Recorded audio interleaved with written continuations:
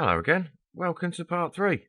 We're actually going to do some modelling now. We're going to get into the nitty gritty. There's still a lot about Blender we haven't discussed, of course. But I do think that getting what you need while you work was the way I learned. You'd work something and go, what? What do I do now? Check, Google. And I'm hoping this negates the need to do more Googling. All right, let's get straight on in. So I've left it where we were. So I'm just going to... Well, I might as well tell you, as we're talking about actually modelling now. If you want to get rid of anything in the window, press X, select it, press X, and then press delete. Bosh. So we'll start looking at how we deform the default cube. If you press Tab, you will go into edit mode. And if you look up here, these are where the modes are. We've got Object, Edit, Sculpt, Vertex, Weight, and Texture. All of which you'll end up using, but for now we're just going to look at Object and Edit mode. So Tab switches between them.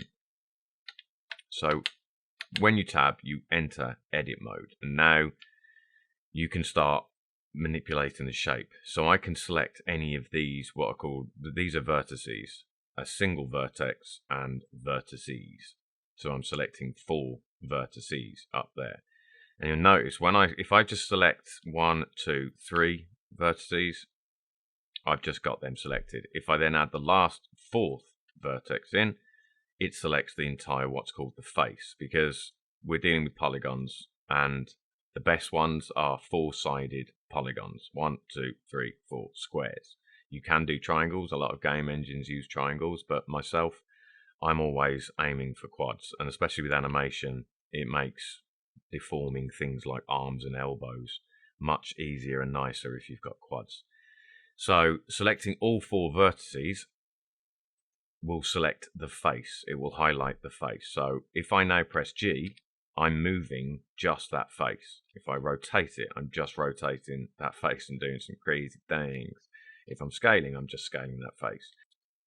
You can't obviously scale a vertex. You can't do anything. You can't rotate a single vertex. You can certainly move with the G key a single vertex.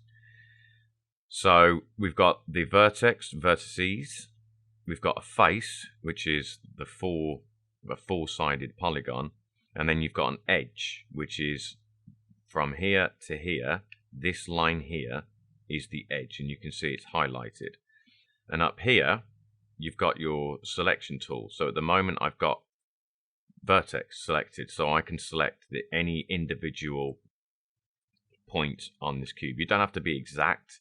You can be close enough, and it will select it. Like, I'm not getting exactly on it, so you can be slightly lazy with trying to get in the right spot. So that's with vertex selection. If you go to edge selection, I'm now only selecting the edges, which is 2 points connected. So, and again, if I select all 4 edges, I'm selecting the face as well. I might as well just select the face because you can't separate them. So yeah, as I say, move the vertex, whatever. You can do all those kind of things. And then lastly, you've got the face selections. So now it's literally just selecting the face, just as we did before. Either selecting all 4 vertices or all 4 edges will ultimately select the face. So that's cool. But what can you do with a cube? What kind of shapes can we make with a cube? Not a lot. Move things about, that's great. But it's a new age skyscraper, whatever it's 3D modeling. But there's not a great deal you can do with a cube.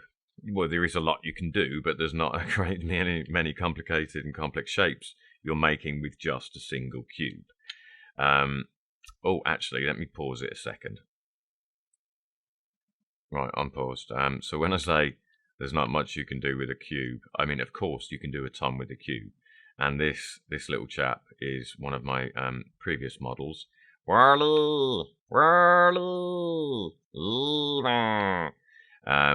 a cute little chap, but clearly you can see, I don't think I even scaled the cube any differently. He just started with a cube. That was it. Just like you know, when you get, stop doing this, right? But anyway, yeah. So you can do a lot with a cube. It's not just a useless thing at the beginning, but we can make it more fun to manipulate, and we can do that in many ways. So if we go back into edit mode, if you press A and then right click, you get a whole load of other stuff.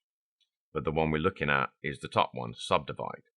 So if I press Subdivide, you see what's happened there. It's subdivided every single face. It's put lines through the middle. So now here, instead of 4 faces, one big face, we now have 4 small ones, each of which can be individually selected and moved and manipulated. So you can already start to get more interesting shapes just by subdividing a bit. And subdividing becomes incredibly important, because if I show you, I'll give you an idea. Don't worry about what I'm doing, but I just need to give you an idea of why having enough subdivisions, they're called, is important for the detail on your model. So what I'm doing here is I'm just going to put a texture. It's called a displace modifier. We'll get into all these. But this is just to show you why it's important to have subdivisions, resolution. So at the moment, we've subdivided this once. So each face has been divided into 4 new faces. But this is supposed to look a bit like this, as in where it's dark, it should be going in, where it's light, it's going out. But all we've got is a mangled cube.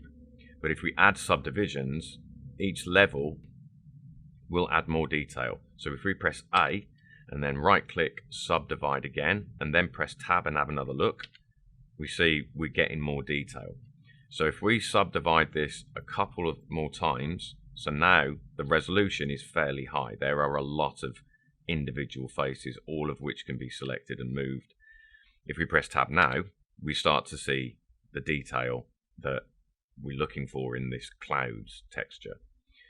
Again, if I do it even more, and your system will give up at some point. There's only so far you can subdivide before your system goes, no, stop it, I can't do no more. And you'll find that level when Blender crashes, I'm sure. But as you can see, we've added a ton more resolution to this cube. What are we on? 8 minutes. So now there is a lot more detail, and I can even see more detail by just changing the size. So this is all because we have so many individual faces that can be moved anywhere.